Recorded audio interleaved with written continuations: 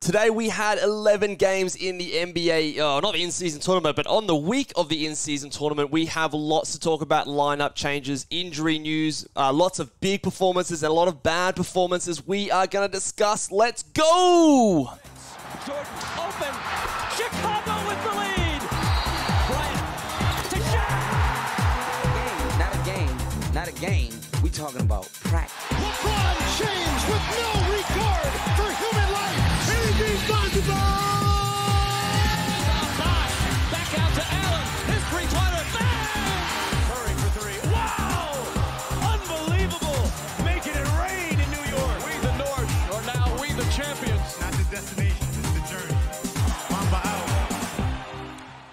G'day and welcome to the Ball Boys Fantasy Basketball Podcast. I'm your host, Mitch Casey, and you can find me on Twitter at Ball Boys Fantasy. And today, like we said, we're reviewing an 11-game slate in the NBA, talking about all the fantasy basketball implications. There's a few injuries we need to talk about today. There's a few lineup changes we need to talk about today, and obviously lots of big performances. So we're going to get in and discuss. If you haven't already, this week I've already posted a buy low podcast and video over on YouTube, so you can go and check that one out. Make sure you hit the big thumbs up when you do. And same with a sell high video, so you can go and look at that one. Today we're reviewing the pods, and then on the weekend we'll be doing a week 8 preview, so on and so forth. So we're going to get stuck into it now. I will put a disclaimer out there that I am recording this whilst the last 2 games are going on: the Clippers and the Denver Nuggets, and the Golden State Warriors and the Portland Trail Blazers are currently in the 4th quarter of those games. So I haven't actually watched those games when we get to them yet, but I watched the first 3 quarters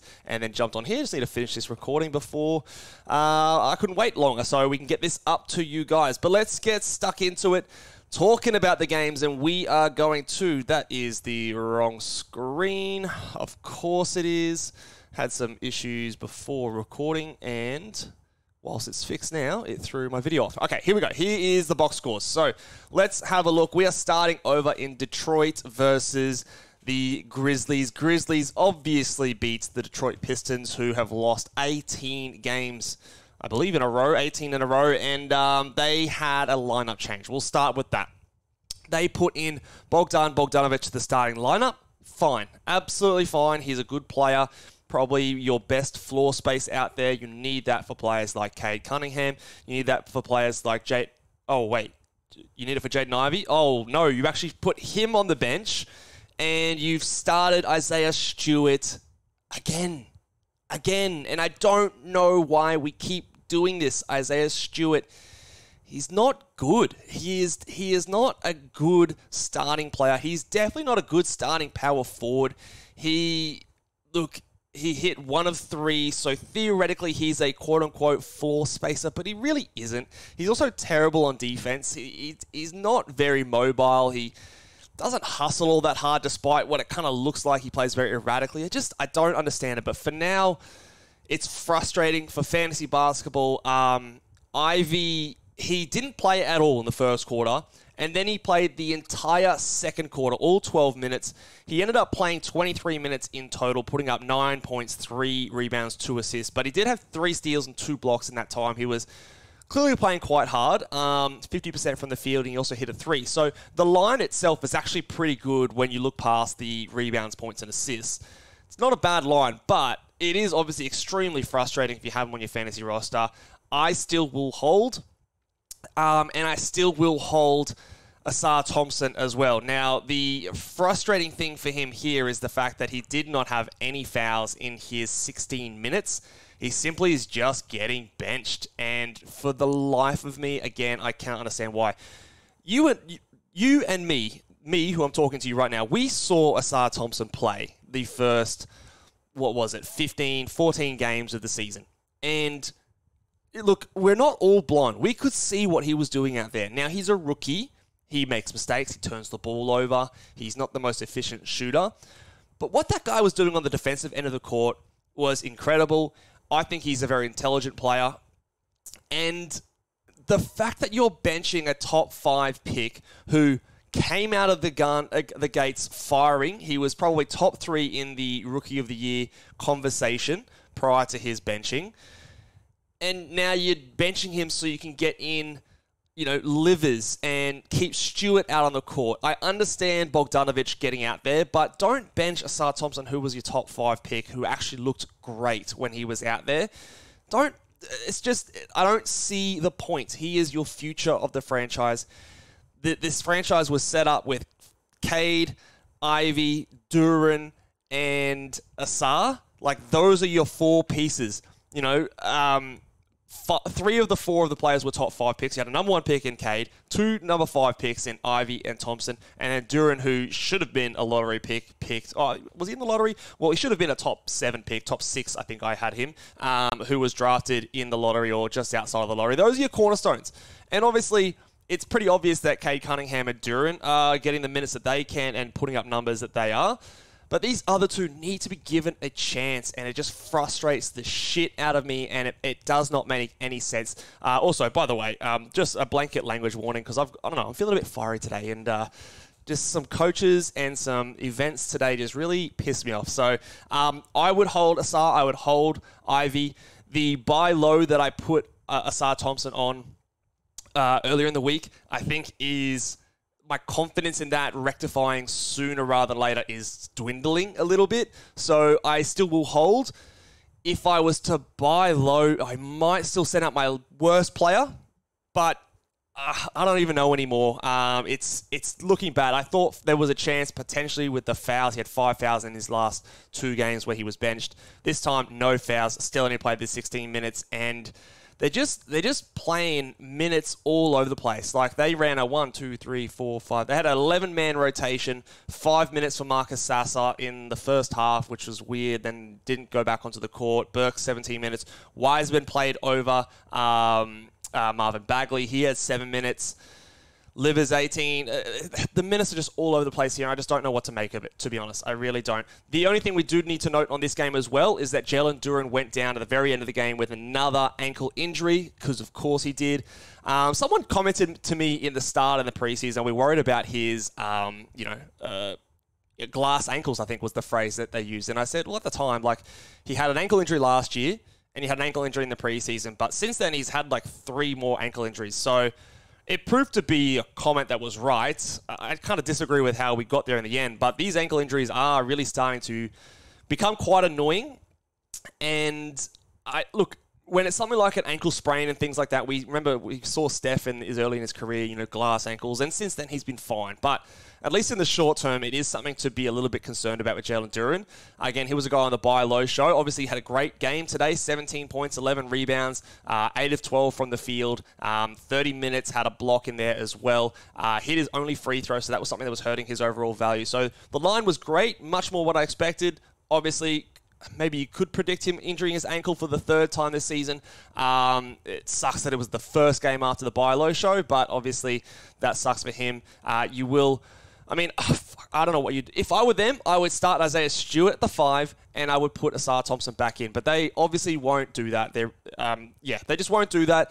Maybe Ivy comes back in. They could go a number of different ways. So if I have Asar, if I have Ivy, I'm waiting. I also, if I have Killian Hayes, I'm also waiting. He could be a sneaky pickup. He was injured. I think he injured his hip or quad or something at some point during this game. Left, did come back in the end, so hopefully that means he's good to go. Started the game very efficiently, but then trailed off considerably in the second half. But he's still someone that can give you some good assists and steals moving forward, and I think he's going to be good. As for Bogdanovic, he was great in this game, 22 points. Must-roster player, 4 threes. He had 3 steals. Treasure those steals. They will not be something that happens very often. Might be his season high this year, those 3 steals. He was efficient, 8 of 15 from the field. Hit both his free throws, and I believe now he's something like the freaking top 10 player in fantasy rankings. That's obviously not going to stick. Yeah, he's the 10th ranked player, according to Basketball Monster at the moment of me reading this, but that will obviously not hold. He's a must-roster player. He's more likely just to be a points, threes, and free throw percentage guy with not much else. You obviously got that in this game, and you got the additional steals and good efficiency, but don't expect that to hold. Let's talk about Cade Cunningham, and I've got a bit of a bone to pick, and I don't know if this is... maybe I shouldn't say this, but it really kind of pisses me off a little bit when people, and I won't name names, when people have double standards or, call other people out for saying something dumb on a for saying something done on a blog post. What do you call those things? Those little posts that you see on Yahoo when you click on their thing. I think it's done by RotoWorld or NBC Sports or something like that. And they say something and someone really calls it out and says that was stupid advice and that was the worst thing, that someone, that's terrible. I saw a thing today to say that Cade Cunningham continues to disappoint and he is doing more harm than good to your fantasy team in a similar kind of blog post. And it was by the same people that called that first post out. And I just thought it was super ironic. And it really kind of gave me the shits because you look at this line, 16 points, 4 rebounds, 10 assists, 2 steals, had a block, hit a 3, was perfect from the free throw line. Now, yes, he had 5 turnovers. Oh no, turnovers. It's going to be ruined. It's a terrible fantasy line. No, it's a fucking good fantasy line. 10 assists is extremely valuable. 2 steals, great. He hit all 3 of his free throws. Awesome. Hit a 3, great. 16 points, it's not awesome, but it's something. He had a block in this game as well.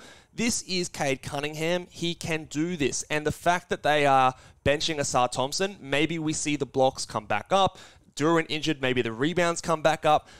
Things are pointing up for Cade Cunningham. So if you're reading things like this to say that this is a low point in his season and, he's going to be more harm than good for your fantasy team, look, I'm not calling out names, but if you see shit like that, I think you should turn the other way and, well, first of all, make sure you know what kind of league you're getting your advice from and if it's applicable to your league, because in a points league, it doesn't matter how efficient they are.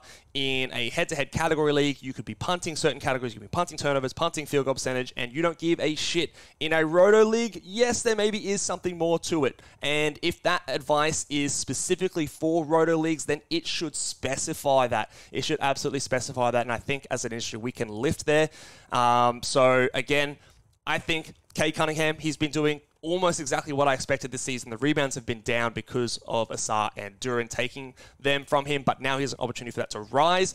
So I do not think this is a low point in the season for him. I think that this is, he's been on the rise the last couple of weeks, and I do think that this will be a continual point for him to launch off of and be good. So do not panic for him. And if you have someone in your league that believes that kind of shit that they read, go and offer a trade, get him for someone who's like a top 100 player, and just dominate your league from there and thank me later. Yes, but 5 turnovers. Oh no. Drop Cade Cunningham. No, don't drop Cade Cunningham. He's a good player. Anyway, I'm going to stop ranting and we'll move on to the other team. Desmond Bane was bloody awesome in this game. 49 points, 6 rebounds, 8 assists. He hit 19 of 31 field goals, 4 threes, and was perfect 7 of 7 from the free throw line. He had a steal, had 2 blocks. And 3 turnovers. But he was amazing. Obviously, I think probably the best line of the night. Incredible. And when your matchup in a head-to-head format has 2 games from every player this week, a game like this goes a long way to helping you secure the victory. And big performance. I believe this was his career high in points. Maybe a moment to sell high on him because Ja Morant is not too far away. I think he's got 4 games left or 4 or 5 games left before he returns. So if you can get a second round player for Desmond Bane, I would be doing so because Ja will ultimately affect him. And he hasn't been a second round player so far this season anyway. After this game, he moves up to the 20th ranked player in 9 category rankings. In a -1 setting, he doesn't quite get there, just outside the top 24, but that will come down. So grab a second round player now if you can. If not, just continue to enjoy these occasional big performances. Jaren Jackson Jr. seems to be back in stride. He had 24 points, only the 4 rebounds, but he's not the best rebounder. No assists, but 3 blocks. He was 50% from the field, hit 2 threes, missed 1 of his 3 free throws, but another good line for him. Really good to see him blocking some more shots recently, and this scoring is much more efficient of late. So good game for him.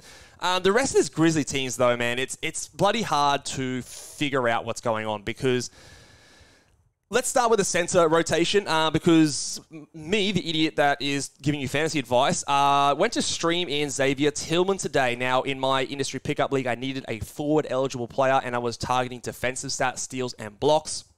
So Xavier Tillman, to me, was a good option. He was coming back. He had a good game last game, at least, and the last 2 he's had some decent defensive stats. Thought that he could challenge or at least split minutes with Bismack Biyombo. Wrong. absolutely wrong. He played 6 minutes, only in the second half, and then didn't see the court again. Bismack Biyombo played 25, and they also played some minutes with Jaren Jackson Jr. and Santi Aldama running at the 4-5, and they played some Vince Williams Jr. minutes there as well, and he was actually okay when he was on the court in his 24 minutes. Doesn't show up too much in the stat sheet, but he did affect the game positively, I thought. So don't worry about Xavier Tillman. I streamed him in. I will immediately be dropping him in that league. I think that you can too in 12s and probably 14-team leagues. I don't know if he's going to come back into this rotation. This doesn't look like something that they're going to really budge from. They're going to be running Bismack, Jaren, Santi, Vince Williams, all kind of ahead of him. So I don't think we need to worry about him at all. Bismack Biyombo is still fun that you can have on your team. It still does make sense. I don't know if Xavier Tillman's going to be coming after his role anytime soon. Now, he's not an excellent fantasy player, but 25 minutes, he can give you boards, he can give you field goal percentage, even though he was 1 for 3 on this game, but he can also give you blocks. Won't give you much outside of that, but for certain cases, that can be useful. And the rest of this team, I just don't think you really need to worry about. Don't worry about Derrick Rose. Don't worry about David Roddy. Santi Aldama, I think if you wanted to, you could move on from him. I might give him another game if he was on my fantasy roster, because are you going to use someone on Friday if you add them? You could drop him for someone on a Thursday, but chances are it's going to be a really back-end kind of stream, and how much of a difference is that going to make in your fantasy roster? Not much, I would have thought. If there's like a Obi Toppin available, or who's another player that I would potentially drop him for? He's probably the main one that sticks out to me. If someone was like that available, I would drop Aldama for that. But otherwise, I'd give another game, put him on my bench on Friday when there's 13 games, get another sample size, get another data point, and then make a decision after that moving forward. But it's not looking good for him. All right, let's go to the Orlando Magic versus the Cleveland Cavaliers game. And this game, we have an injury to talk about. My boy, Jalen Suggs, went down with an injury after 9 minutes of game time. He actually went out of this game with an ankle injury, came back, got a block, and on that block, injured his ankle again. Now, I watched this one several times, and I watched it in slow motion, zoomed right in like the bloody doctor that I am, and it was a weird one. Now, you often, they called it an ankle sprain, an ankle sprain, I think, was the wording that they used to describe the injury. I don't know how accurate that is. It looks like he injured it on the takeoff, not the landing. So it wasn't a typical kind of coming back down, rolling the ankle on the landing. It looked like as he's gone to jump, that final step that he took before going for the block, either the ankle, tweaked underneath him a little bit. And if that's the case, it might not be super serious. It might be the fact that he did it twice and was feeling just a bit shit from the first one. That's a best case scenario, and if that is the case, then obviously that is great. The other thing that it could be is it could be a calf or an Achilles tear. It did look pretty bad. He needed to be helped off the court. So just because I think the official report is that he had an ankle sprain, I don't know if we can relax or exhale just yet. Keep an eye on the injury report. Now, don't drop him. Definitely don't drop him. Remember, even if he's not there for Friday, you're going to have 13 games played. So you can cover him at least for the rest of this week. And we've got an extended break before they play again next week because there's no games that count for them on Saturday and Sunday. So not the worst time if it is an ankle sprain. He might only end up missing a game or two at the best case. Worst case, it could be a very serious injury. But obviously, we can't do too much. We just have to sit and wait a little bit here. Franz Wagner had a terrible game in 40 minutes. He was 3 of 16, just could not get the ball in the basket. He did have 80% on the free throw line and 10 attempts and 3 steals to kind of help make up for it, and 6 rebounds and 9 assists. So outside of scoring, the line is actually pretty decent, but really did hurt your field goal and missed all 5 of his threes. Paolo Banchero, on the flip side, had an amazing game. He had a career-high 42 points, 6 rebounds, only the 1 assist, but very efficient, 16 of 26 from the field. He hit 1 of 5 threes, but still, 75% of the free throw line on 12 attempts does hurt a little bit. He had 2 blocks, no steals, and 3 turnovers. So, really good scoring game with the blocks there as well. That is something that you like.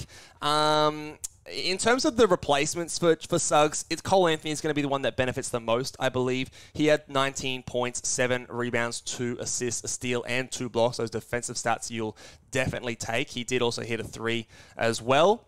So I think he is a potential guy to move into the starting lineup over Suggs.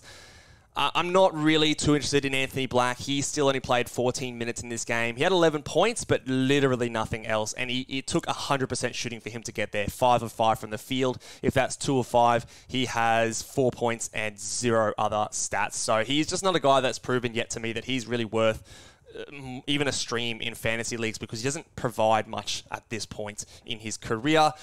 Let's talk about the center battle. We had 24 minutes for Goga Badatse, and we had 21 minutes for Mo Wagner, which means they did go small for a little bit in this game. Goga was okay, 6 points, 3 rebounds, 3 assists, and he did have his block and 75% from the field. He is okay to be dropped because you're not likely going to be using him on Friday, and it looks like, hopefully, we're going to see Wendell Carter Jr. back for this team soon. Look, you could hold on to him, and as long as he's kind of starting, he'll be okay, back-end sort of stuff. But if you need to make the next move, he is a guy that you need now to consider dropping, or if that's something you can do. Franz Wagner, I'd be more hesitant to move on from. He can still do really good things, even in a backup role. What do you have? 11 points, 4 assists. Super efficient as he has been. Missed 3 of his free throws, which does kind of suck, but had the 2 steals as well. And he is continuing to be one of the most efficient guys off the bench for the entire season. And the rest of this team, not too much else to discuss. So I don't really see any huge winners outside of Cole Anthony for the Jalen Suggs injury. And he's probably picked up in your roster. But if he is available in your roster, you absolutely go ahead and add him in every single league. For the Cavs, we had a big game here for Donovan Mitchell and Darius Garland. They both played really well. 35, 7, and 6 for Donovan Mitchell with a steal. We had 26 points, 3 rebounds, and 9 assists. No defensive stats for Darius Garland, but very efficient, 10 of 18 from the field. Hit all 5 of his free throws. Donovan Mitchell also hit 5 threes. Missed 3 of his free throws, which does kind of suck, but was efficient from the field. Evan Mobley continues just to not get enough shots. So I've adjusted my projections on what I did a couple of weeks ago, to be honest. So I'm not sure if he's going to reach my lofty heights for my preseason projection when it comes to scoring. But the good thing is, so far this season, his free throws, even though he didn't have any in this game, his free throw percentage has been higher. The blocks have been solid. The rebounds have been really good, despite only 5 in this game. They had been better up until this point. So he is still near around where I sort of had him in the season, just doing it in different ways, not the scoring better free throw percentage. And Jarrett Allen, he had the 5 personal fouls in this game. So did Mobley as well, by the way. So that limited him to 19 minutes in this game. He still had 8 points, 11 rebounds, 2 assists, and a steal. So don't worry too much about his minutes. Even I think that they're going to be much higher than that. That was because of the 5 fouls. 5 fouls also for Max Strus, but they didn't stop him getting 31 minutes. And he came out red hot in this game. And I'm bloody going up against him in industry pickup. And I think he hit his first 4 threes for the game. He ended up going 4 for 8 for 3 points, so cooled off in the second half, but still finding ways to get it done. He is a must roster at this stage. Wouldn't shock me if later in the season he's someone that we don't have to hold, but for now, 17, 5, and 6 with a steal, 4 threes. He's doing a lot that he was not doing ever in his career prior to this, so he is someone that we definitely roster. The rest of the bench, we do not worry. We got 5 minutes of Tristan Thompson, because why the fuck not? Let's get him in there, the old Kardashian Thompson. We don't obviously care about him.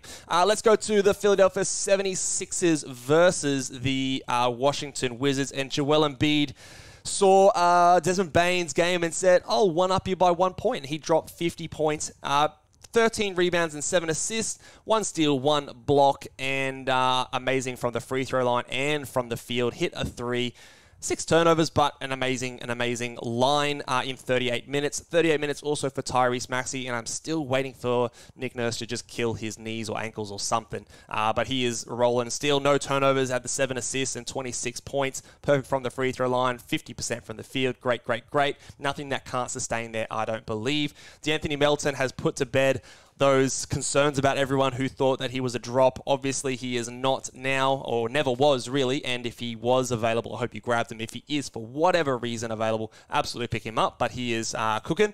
19 points, 5 rebounds, 4 assists, 50% from the field, 2 threes, all 7 free throws, 2 steals, and a block. Great fantasy line there as well. And Tobias Harris, as a guy who is a self-proclaimed Tobias Harris hater, I hate the guy, just absolutely hate his guts. He nearly made the buy low show this week. Now, I only have 5 people that I put in there, and I kind of just left him off based on principle and reputation, but he is playing shit right now. And remember when he was shooting 66% from the field at the start of the season? I said he was a sell high. Yeah, that was a good call, and he has obviously fallen way off. Now, he will be better than this, but I view him more as a top 100 player in a -1 setting. In a 9 category setting, even my projections have him top 75, but I don't believe you should view players in 9 category rankings. So, for that reason, I view him more as a top 90, top 100 guy. He will be very consistent, still had his 34 minutes, so there's some safety there. But, you know, the back end of your roster, I don't want safety. I want upside. And Tobias Harris, for the most part, does not provide that. As for the power forward position, he went back to Nick Batum. He had 32 minutes, 9, 6, and 5. No defensive stats.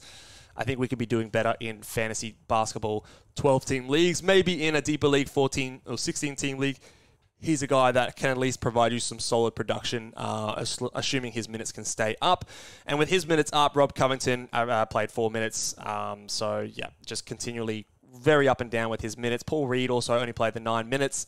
Didn't do much in that time as well. So obviously they're only there when we need to stream them in when a lot of the guys are out. And buried the lead a little bit here with Kelly Oubre returning to this game. He had a minutes limit, I believe. Don't know exactly what that was. We can assume around 20 minutes. He played 19 off the bench. Had 12 points, 3 rebounds, 1 assist. He did it efficiently. Hit 1 of his threes. Hit his only free throw.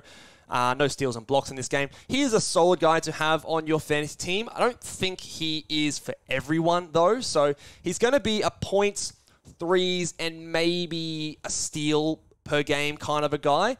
He's never going to be a guy who gives you assists. He's never going to be a guy that gives you blocks. He doesn't rebound very well. And his efficiency can be very up and down. It can be good one game, very bad the next game. So understand that he was probably outperforming what he is going to do the rest of the season prior to his injury.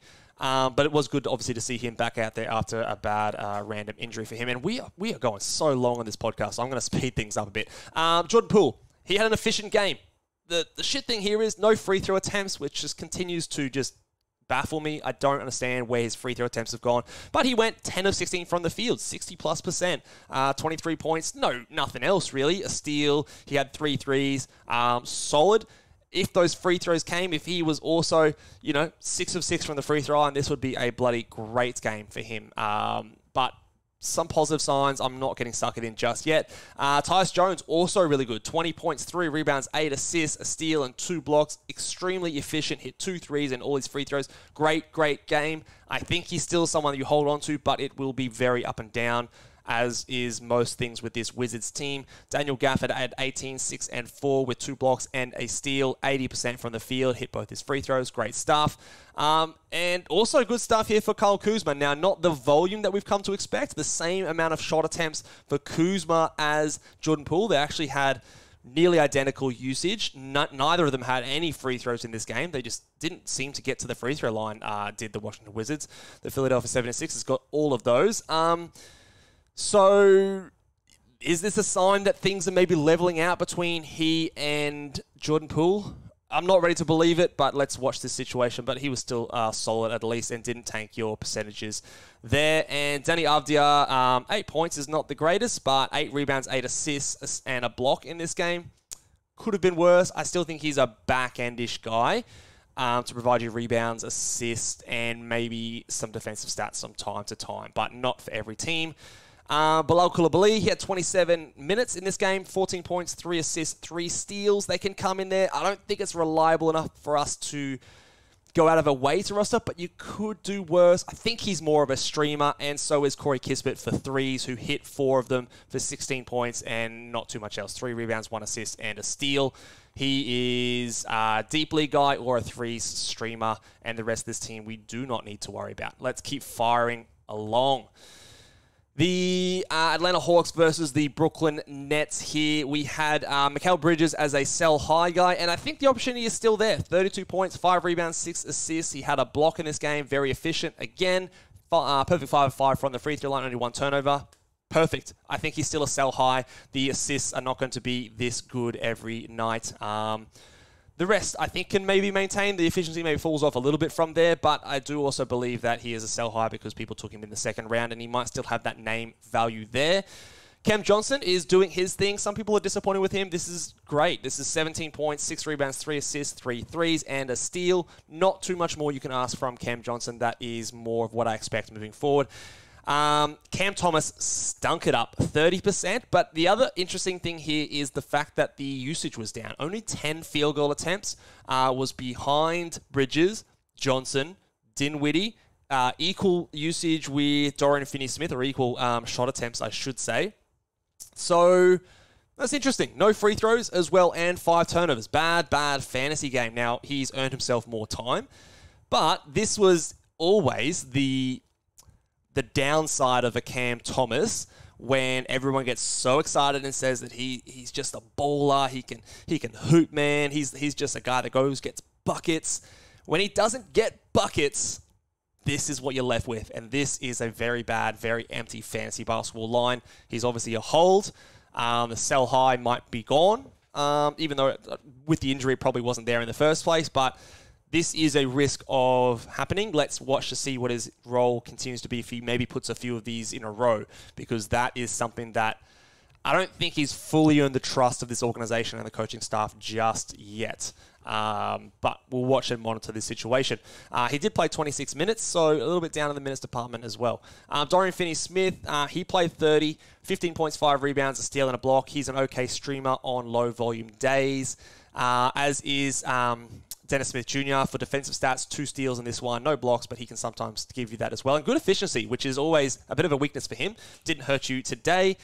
And Nicholas Claxton, he was inefficient in this one. Only 4 points, 1 of 5 from the field. You would normally expect that to be 3 of 5. 10 and 10 with 4 steals, a steal and a block would be a great line. 4 of 10 with bad efficiency is not ideal, but obviously I don't think we need to panic too much.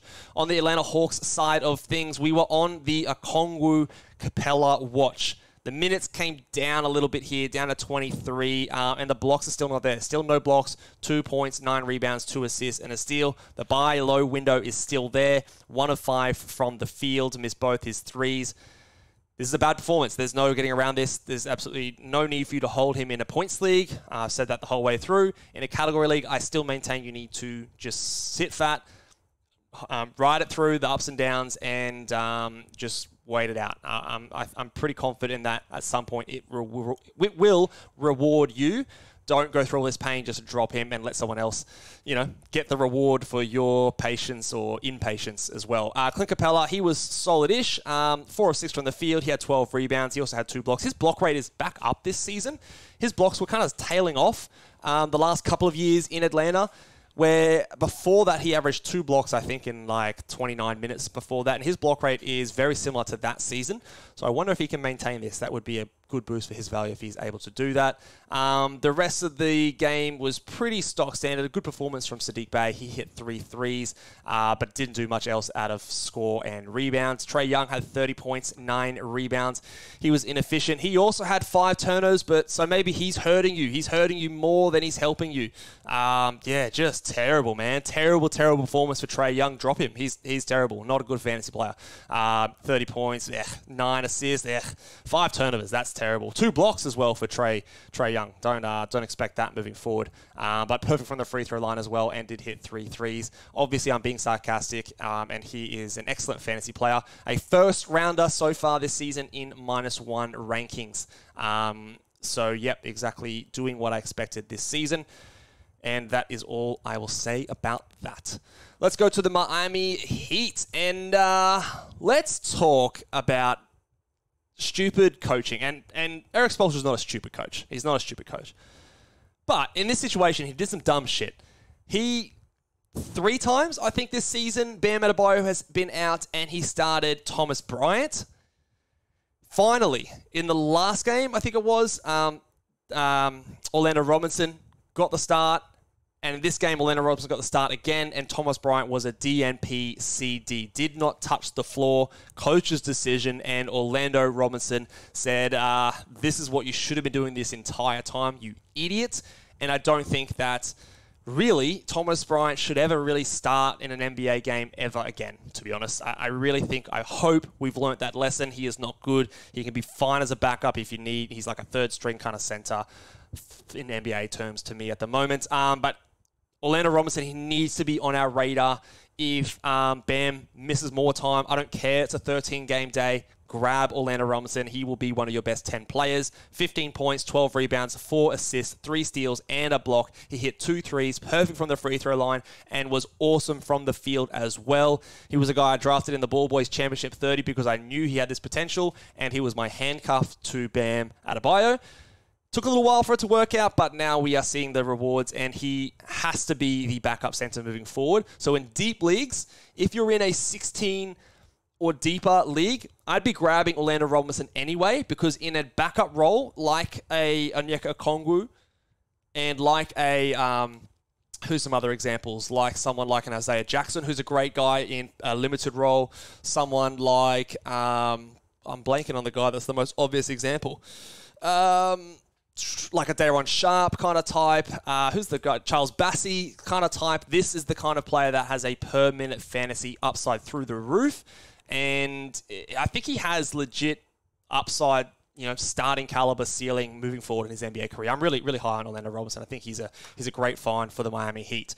Caleb Martin also killed it this game. He's been playing pretty well and showing a bit more of that, Celtics Eastern Conference final form. He had 24 points, 12 rebounds, 3 assists, and a block. Very efficient as well. Missed 2 free throws, but that's fine. Jimmy Butler in this one, 19 points, 2 rebounds, 8 assists, and a steal. Solid without being spectacular. He's been, I don't know, would you say he's been underwhelming so far this season? What's his actual rank at the moment? Jimmy Butler. Where are you, Jimmy? He is the 38th ranked player in 9 category rankings.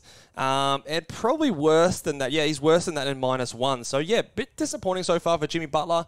Maybe he's just pacing himself. I don't know. It's, Bam in this one, you'd expect him to step up. But a lot of other guys have stepped up instead. So, maybe he's just showing a little bit more of his age moving forward. Kyle Lowry, he had 27 minutes, didn't really do much. Again, random block nights. And again, on the day that I'm streaming for blocks and I grab Xavier Tillman, players like Kyle Lowry getting 2 blocks just piss me off. And again, later, my matchup, one of the most random 2-block games I've ever seen. But anyway, he had 3 points, 4 rebounds, 3 assists, only 4 shot attempts, made only 1 of them.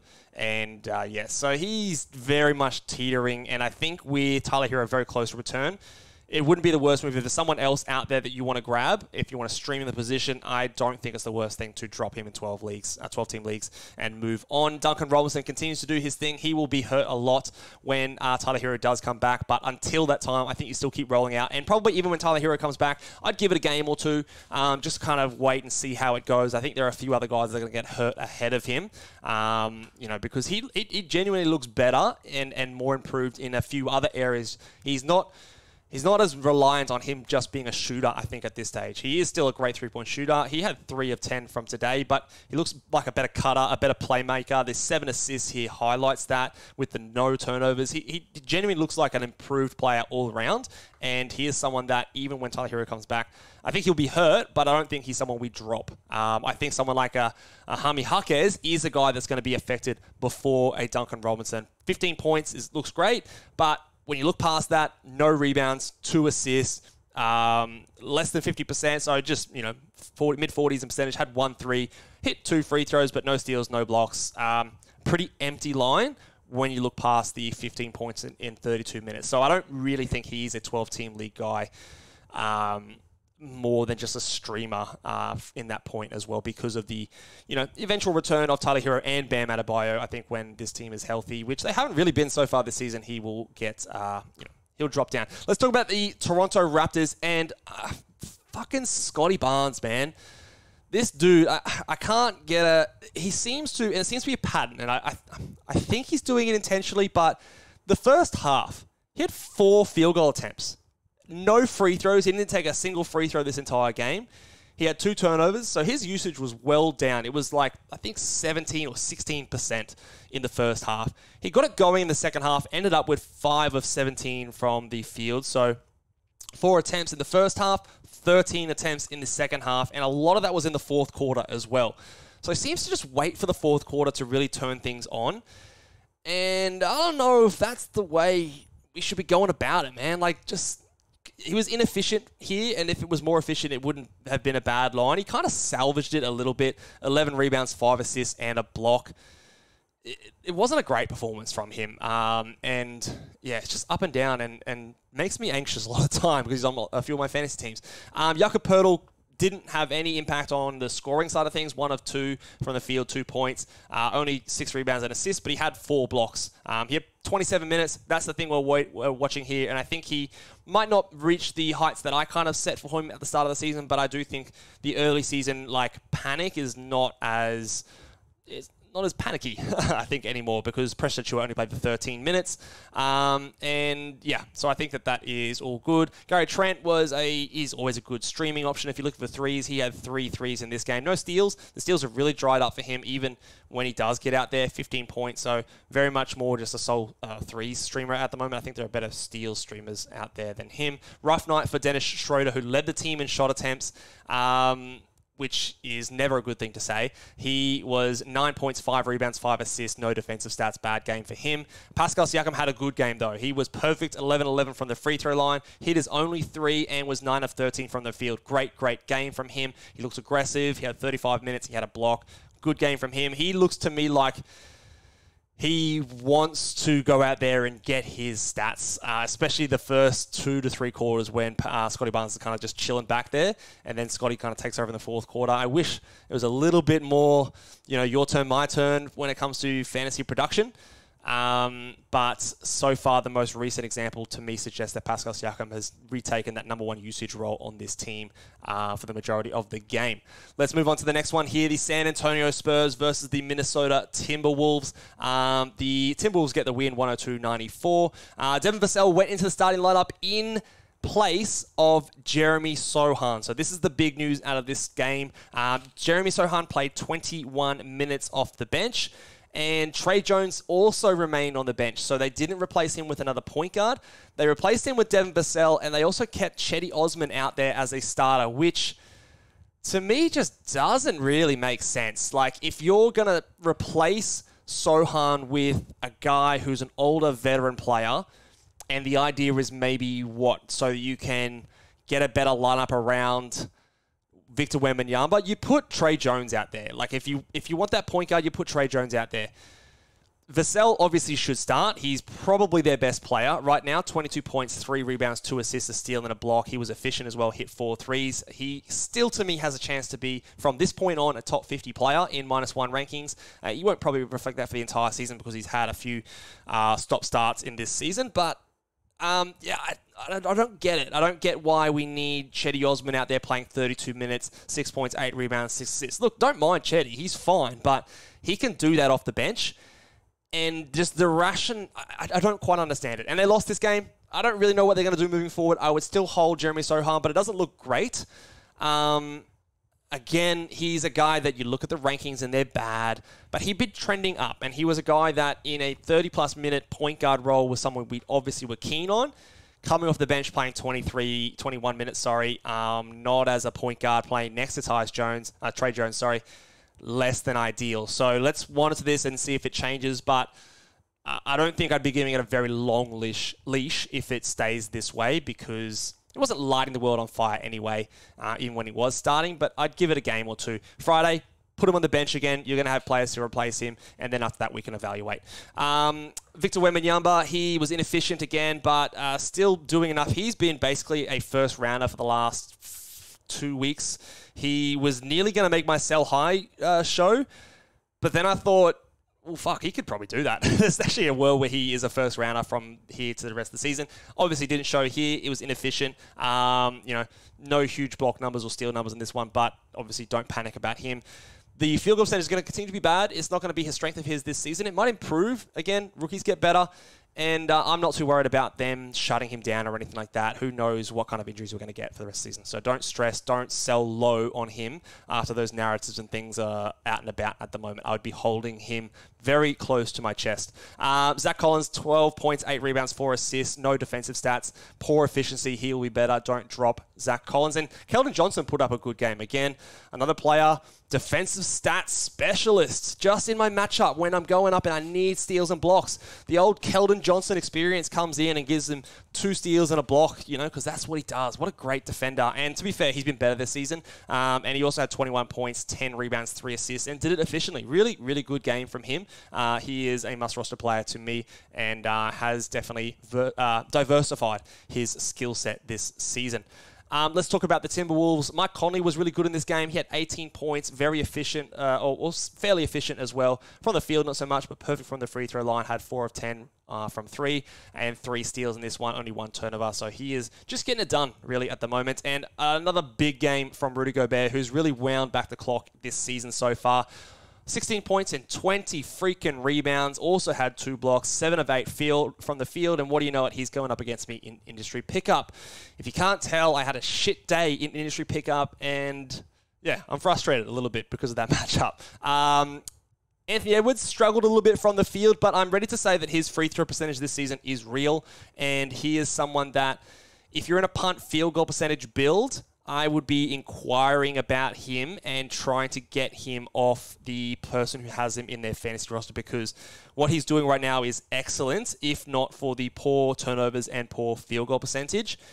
He is someone that I think in the right build can still be a very close to first or second round player, despite him being sort of ranked in the 40s at the moment in 9 category settings.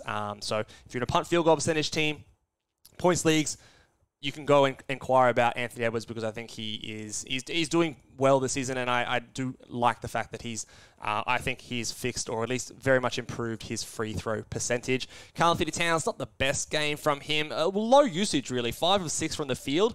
The fact that he only took 6 shots is intriguing. He had 6 turnovers, 14 points, 10 rebounds, 2 assists, only 1 block. Weird. Naz Reid had 3 times the amount of shots that Karl-Anthony Towns had. He went 15 and 9 with 2 assists, 7 of 18 from the field. Very strange. Very, very strange to me indeed. It's not like he had more minutes. Karl-Anthony Towns played 32. Reid played 28, which in 28 minutes, that would be great. Now, did he get out there in replacement of Nickeil Alexander-Walker? I wouldn't have thought so. Yeah, interesting one. If he's going to play 28 minutes, he's definitely a guy that we add. You can speculatively add him again. I don't think you'd use him on Friday. So maybe just one to watch on the next game and see if it goes anywhere. Kyle Anderson had 21 minutes, had 4 blocks. Another one that was down my priority list in the waiver wire claim that I could have added as a stream. It would have been much better, but I did not. But in 21 minutes, he is nothing more than a streamer, I don't believe. Let's talk about the Charlotte Hornets versus the Chicago Bulls. The Charlotte Hornets tried to make it a game in the end there, and this was the guy I'm talking about. Fucking Terry Rozier.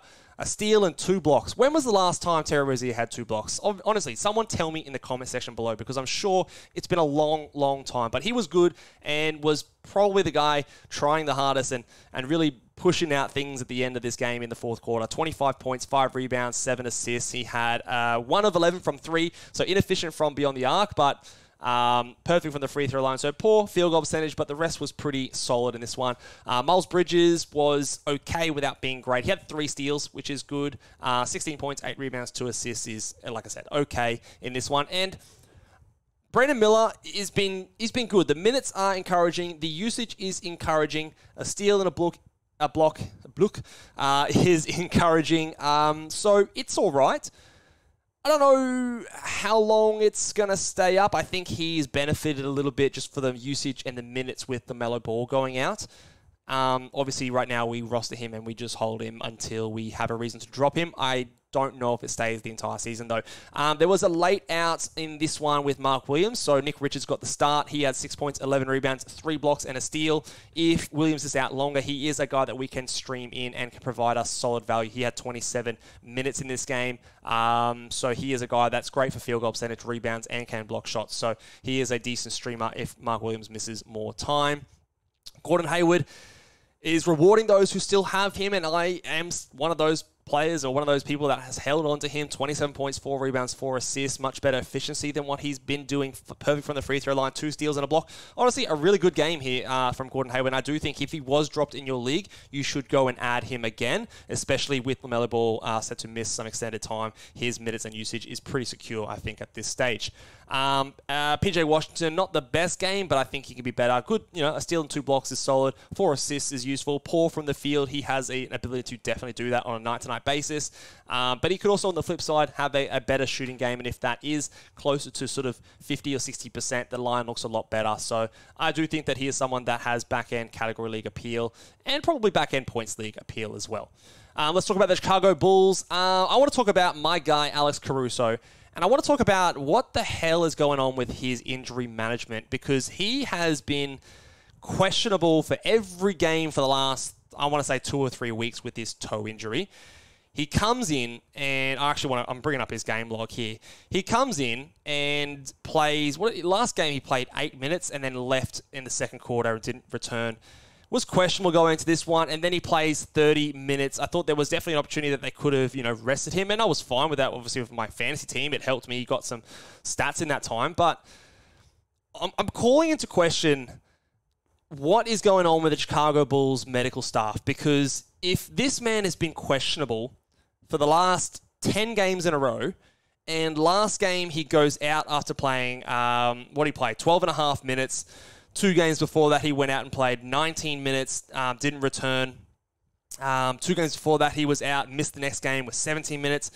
But he just keeps coming back next game. If the bloke is injured enough, and every time I watch, because I watch him a lot, he's on my fantasy team, there's no incident, there's no obvious, oh shit, he's just, like a Suggs today. There's no incident where, okay, he can't walk. He just, you come out of a timeout or you come out of a quarter-time break and it's like, oh, Caruso's headed back to the locker room and he's out for the rest of the game.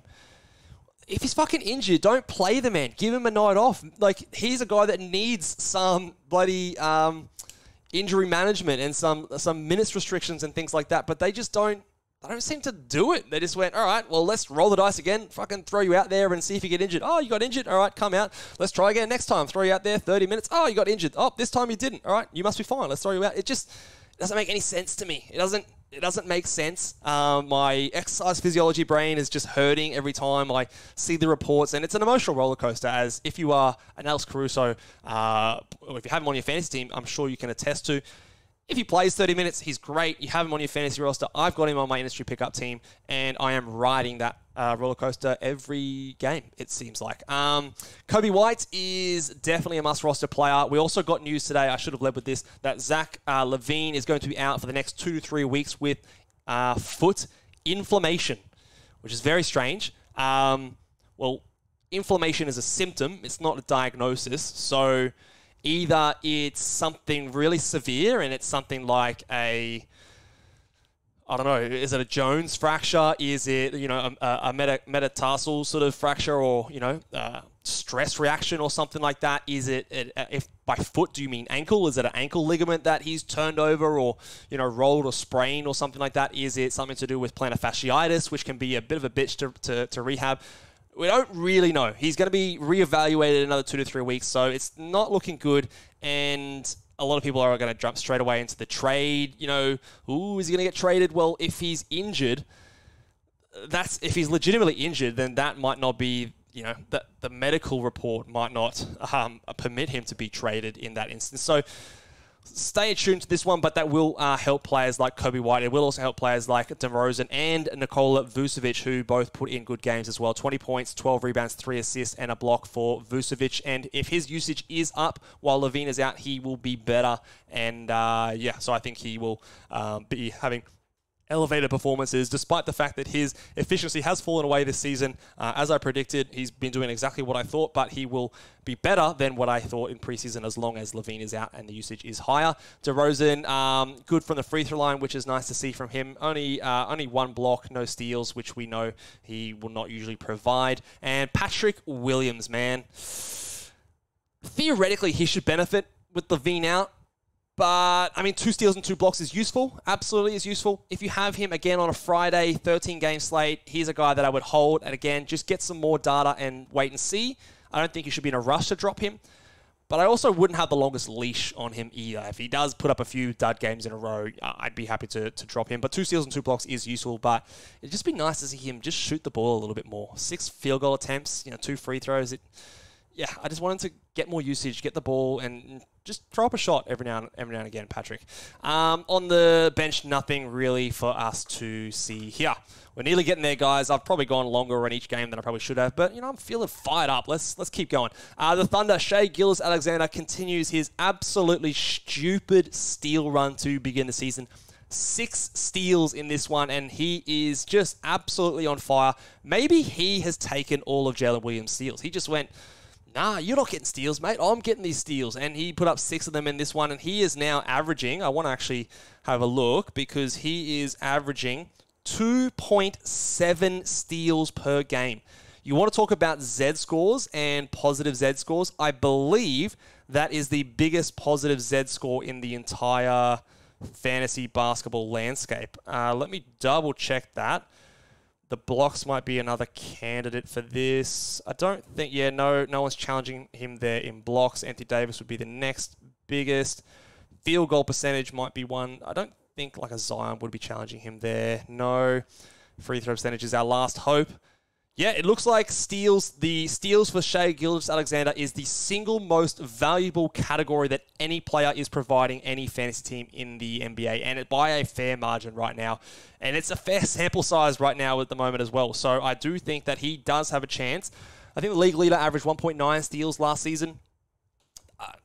I don't like projecting more than 1.6, 1.7 steals in my projections. I have actually elevated Shai to 1.9 in my projections from this point on. Remember, from this point on is what we're worried about, but he's been incredible. 33 points, 3 rebounds, 6 assists as well, and great efficiency. Missed 2 free throws, which kind of sucks, but, you deal with that. Josh Giddey, let's talk about him. He played 24 minutes again. 8 points, 4 rebounds, 6 assists. Had 2 threes and a steal. What do we do about Josh Giddey? It's getting tough, isn't it? It's getting tough to continue to hold him. If you're in a 10-team league, I don't think you have to. If you're in a 12-team league and there are better options immediately on the waiver wire right now, I don't think Giddey's going to make you regret it massively if you dropped him and moved on and looked for better production right now. If you are in the top half or you're within the picture of the playoff standings, I personally would still try and hold on to Josh Giddey and ride it out, hope for an increase in minutes, hope that this is something that's been a case of him being affected by off-court issues. And when that's a little bit further in the distance behind us, or, again, hopefully that is the case, and that, anyway, I won't get into the political side of that thing because I don't know too much about the incidents, as none of us really do. His play, like I said, in most cases I would hold unless I'm really struggling and I've piled up a few losses and I've got some other injuries and things and I need to make moves now. Giddey would be someone that in that instance I'd be happy to move from, but otherwise I'd give it a bit longer. I do think it's just weird. He's a super young player, very talented, and the 6 assists here is useful. The steal is useful, although he's not a massive steal guy. He's going into that Trey Jones kind of territory, which is not really super reliable for fantasy. Chet Holmgren had a down game in this one, although he had 6 bloody blocks in this one, but 5 rebounds, 4 points, 2 assists is not the best. But obviously you'll live with that when you give 6 blocks as well to help your fantasy performance. Jalen Williams, 13, 5, and 3, I should say, and 1 steal. Not very efficient. Perfect from the free throw line. I think he is a bit of a buy low candidate, but I also don't think he's going to be as good as some other people are suggesting. I don't think he's going to be a top 50 or a top 60 player. Those steals that he put up last year were great and all. And even when I plugged in the preseason projections, something close to that, it wasn't a top 50 player. We always need to remember the small sample size inflates the ranking numbers, which we all often fondly remember when we're looking back on past seasons. So I think he's more of a top 75, top 80 guy moving forward. So if you can get him for someone around that 100 mark, I would do so. Otherwise, I think he's just going to keep doing what he's doing with maybe a slight bump in steals. And the rest of the team we don't really need to talk about too much. Isaiah Joe, only the 1-3 today, so that kind of sucks if you streamed him in for threes. Only the 13 minutes, which is it's not the best. So one thing to monitor, again, if you're looking for him as a three-point streamer in future. For the Houston Rockets, on the back of bloody... Thompson going nuts in the G League. Keep an eye on him as well. Put him in your watch list. Don't need to add him just yet, but watch list him. The Houston Rockets got a big dub here. Dylan Brooks put up a good game. 23 points, 4 rebounds, 2 assists, and was efficient. 2 threes, perfect from the free throw line, and had a steal. I don't think you really need to rush to add him in fantasy basketball leagues. He's more of a 14-team back-end guy. And not much better than that, I don't believe. Şengün continues to rack up good assist numbers. 6 rebounds here, a steal and 2 blocks. Good game from him. And except for the pain that he caused you from the free throw line. He was always a more punt free throwy kind of a guy. Probably not what you typically see as a punt free throw guy, but in the -1 rankings that I had at the start of the season, the free throws was the one that it was dropping off. It was always his worst category. It's obviously, nights like this make it worse than we expected it to be. Jalen Green, after a few big games, he's gone back to doing more of the same. 15 points, 7 rebounds, and nothing else. No defensive stats, 1 assist and 1 3. It's not inefficient, so that's fine, but yeah, still not the best fantasy player in my opinion. Fred VanVleet brought 3 steals, which is good. Those have been back a little bit. 9 assists is good. Poor field goal percentage, which is what we know and expect from Fred VanVleet. And 3 turnovers. So, you know what? Actually, no, fuck this guy. He's terrible. Terrible player. He's hurting you more than he should. Poor field goal percentage. Terrible turnovers. Drop him. He's terrible. And you should not have him on your fantasy roster because he turns the ball over and has bad field goal percentage. Obviously, I'm kidding. Keep holding him. Jabari Smith had a rough night. Didn't shoot very often. But how about 18 fucking rebounds for this guy? 18 rebounds while Şengün had 6. I mean, okay. All right, Jabari. Not much else, but yeah, wild kind of anomaly when it comes to category production for him. And Tari Eason. Always watching him for some streaming value. Just if anyone ever gets injured, Dylan Brooks gets injured, Jabari Smith gets injured, we're watching him and we're going to grab him immediately. I still think he's more of a watch list guy, 14-team, 16-team league guy, 9 points, 8 rebounds, 4 assists. He had 2 threes and he also had 2 blocks in this game. So solid game off the bench. You just can't really rely on the 22 minutes night to night for him. Let's move on. We are nearly there, guys. On to the Utah Jazz. They got spanked by the Dallas Mavericks, so not too much to talk about in this one. I will talk about the fact that they continue to, for whatever God knows reason, start Walker Kessler on the bench and Omer Yurtseven as the starting center. I just don't understand it. I don't get it. Why? Why are we doing this? Walker Kessler is playing his full allotment of minutes. He's playing more minutes now than when he was at the start of the season. Why is he coming off the bench? Is Omer Yurtseven your future NBA center? Is he a franchise center that you're grooming into that position? Is he a floor spacer that you want out there next to your other guys? No. What are we doing? Why? Why are we doing this? It baffles me. I have no understanding as to why this is happening. John Collins has been pretty poor recently. He hasn't been giving much of the other stats. So 10 and 8 with no other stats in this one. So not a good performance from him here. And Keontae George was also not the best. He had 11 assists, which is great from this one, but poor efficiency, no threes, no steals. He had a block, but we can't rely on too much on that. 5 turnovers. This is the case where, okay, poor efficiency, 5 turnovers. Now, you have 11 assists, but there's not too much else to float this lineup. So that is the case where, you can write that on your blurb if you're doing fantasy basketball little spiels. That can be a line that applies to that. But 11 assists, I still think it's worth keeping a hold on to, but it was a rough game here. You need to be patient and probably better suited to punt field goal teams. If you're not punting field goals, then I don't actually know if he's a must-roster player. If you're desperate for assists, he can provide that. I don't know if I would classify him as a must-roster for every single team, but I do believe that there is a team in your league that probably should roster him. I hope that makes sense. It just doesn't have to be your team. Ochai Agbaji, for whatever reason, had a great shooting performance, 21 points, but 2 steals and literally nothing else, 5 threes. He got hot. I don't think we need to add him at all. And, that's it. Walker Kessler, we should talk about his actual game. No blocks in this one again. poor, not elite efficiency. So he's, again, going back to being disappointing. Maybe a bit of a buy low. Actually, definitely a buy low for Walker Kessler. I'd have to think at some point they switch this and the blocks come back again like they started to, but then trailed off again. I would be buying low, but he obviously is going to be someone, I think, well, maybe not obviously, but I believe he's going to be someone that we look back on and say he was overdrafted, which, again, I was kind of preaching at the start of the season. Let's talk about the final two games, which I do need to get up here. We'll start with the Warriors and the Trail Blazers. We will talk about this one here now.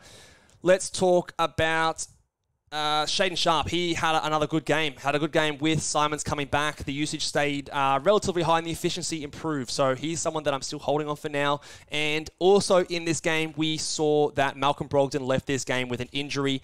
And he is someone that, look, if you can stash him in an IR spot, do so. I don't know if the injury is super serious, but with Brogdon, any injury is considered to be serious, in my opinion. And it's just going to make things tough because when he comes back, maybe someone like a Scoot Henderson is playing a little bit more.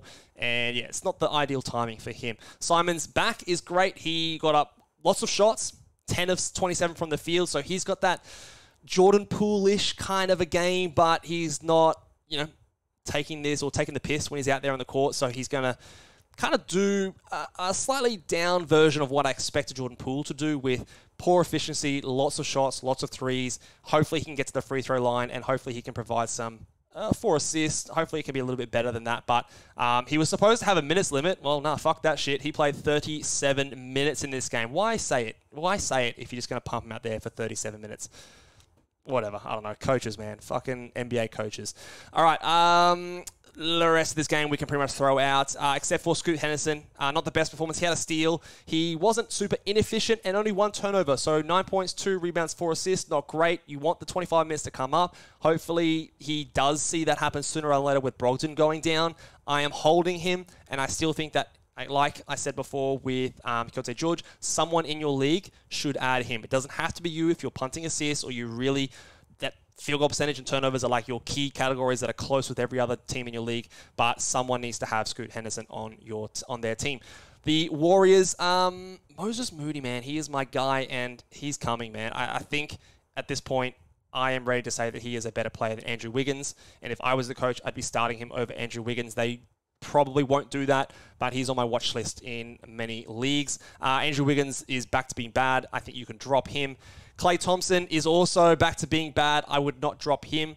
He is never someone that's going to be a great fantasy player, but I think he can have that like 100 to 120 type value, and on any given night, he can go off and give you some good value, but not a good performance here. And also not a great performance for Steph Curry from the field. He got to the free throw line a lot, which is great. No steals, no blocks, 1 assist. 31 points is good, but a poor performance by Steph Curry's standards, which are very high. And how about Draymond Green just hitting free throws now? Yeah, okay. Pretty good. Nearly a triple-double, and 2 blocks, which is a very good Draymond Green game. I don't think we need to hold Podziemski anymore. Chris Paul came back to this one. Only 20 minutes. He didn't really get back into this game until very late. He played, 13 minutes, I think, of the first half. I thought he was on track for his 26-27. And then, second half, really late. I think he entered the game with 1 minute left in the third quarter. I didn't watch the end of this game, so I don't know if he closed or not. So to finish with 20 minutes is worrying. I'm holding him. 6 assists is useful, but it is concerning. And there is a scenario where we do drop Chris Paul later in the season, but it's not yet for me. I'm not getting excited about Kuminga going 6 for 6 from the field. He is, in my opinion, not very good of an NBA basketball player. Last game of the day, let's talk about it. Which one was it? It was the Clippers and the Nuggets. Let's talk about this one. Jamal Murray came back in this one, and he was solid. 23 points, 6 assists, 1 steal, and a block. Jokic just continues to be awesome. Triple-double here with a steal, and inefficient. Not a very efficient game from him, so, he normally has a massively boost to your field goal percentage. In a 2-game week, this does hurt a lot, but you're not complaining if you've got Nikola Jokic on your team.